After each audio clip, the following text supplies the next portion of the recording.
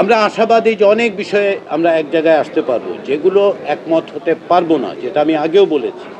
যদি আমরা দেখি যে কিছু বিষয়ে একমত হওয়া যাচ্ছে না, সেগুলো আমরা উল্লেখ করব স্বচ্ছতার সাথে, যে এই সমস্ত বিষয় আলোচিত হয়েছে কিন্তু আলোচনায় একমত হওয়া যায়নি। সব বিষয়ে হওয়া যাবে আমরা মনে করি না, এটা একটা অসম্ভব প্রত্যাশা হবে। হলে ভালো হতো, কিন্তু হবে না, এটা আমরা জানি। বাস্তবতার বিবেচনায় আমরা মনে করি যে অধিকাংশ বিষয়ে বা গুরুত্বপূর্ণ বিষয়ে আমরা একমতের জায়গায় আসতে পারবো। আজকে আমাদের নির্ধারিত বিষয় ছিল তিনটি: প্রধানমন্ত্রীর মেয়াদ, সংবিধান এবং রাষ্ট্রের মূলনীতি এবং নির্বাচনী এলাকা নির্ধারণ। কিন্তু যেহেতু গতকালকের আলোচনায় রাষ্ট্রপতির নির্বাচন প্রক্রিয়া নিয়ে আলোচনা সমাপ্ত হয়নি, সেহেতু আমরা সেটা দিয়ে শুরু করেছিলাম, যেটাও আমাদের এজেন্ডার মধ্যে ছিল। বলা হয়েছিল গতকালের অসমাপ্ত বিষয় নিয়ে আলোচনা করব। এই আলোচনার ক্ষেত্রে যেটা সুস্পষ্ট হয়ে ওঠে যে প্রায় প্রত্যেক অংশগ্রহণকারী আমাদেরকে স্মরণ করিয়ে দেন যে এর সঙ্গে যেহেতু দ্বিকক্ষ বিশিষ্ট পার্লামেন্টের প্রশ্নটি জড়িত, অর্থাৎ রাষ্ট্রপতি কিভাবে নির্বাচিত হবেন সেটা অনেকের ক্ষেত্রেই দলগতভাবে যে সিদ্ধান্ত, সেটা নির্ভর করছে যে উচ্চকক্ষ তৈরি হবে কিনা, হলে কিভাবে হবে। সেই বিবেচনার থেকেই আমরা আলোচনায় দ্বিকক্ষ বিশিষ্ট পার্লামেন্টের কথা নিয়ে আলোচনা করেছি।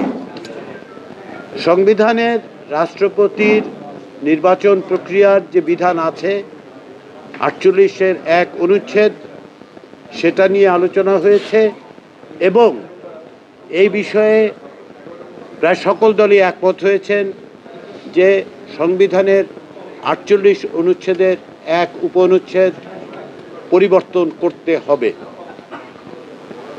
পরিবর্তিত, সংশোধিত সংস্কারের মধ্য দিয়ে কি দাঁড় করানো হবে সেটা আমরা পরবর্তীতে আলোচনা করব।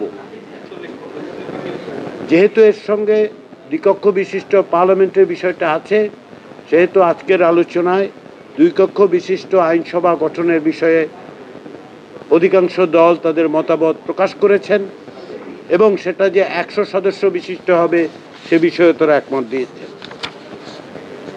আমরা আজকের নির্ধারিত বিষয়গুলোর মধ্যে প্রধানমন্ত্রীর মেয়াদ বিষয়ে আলোচনা শুরু করেছি। এখানে 2 মেয়াদের বেশি প্রধানমন্ত্রী একই ব্যক্তি থাকতে পারবেন না, সেই প্রস্তাব নিয়ে আলোচনা হয়েছে। কয়েকটি দলের পক্ষ থেকে এই প্রস্তাব এসছে যে এটা 2 মেয়াদের পরে আবার কি হবে, অর্থাৎ 2 মেয়াদের পরে 1 বা 2 মেয়াদ বাদ দিয়ে আবার তিনি প্রধানমন্ত্রী হতে পারবেন কিনা সেটি বিবেচনায় করার জন্য এসেছে এবং অন্যান্য আরও কিছু প্রস্তাব আছে। আমরা এগুলি আলোচনা অব্যাহত রাখব। আমরা রোববার দিন সকাল 10:30টায় মিলিত হব।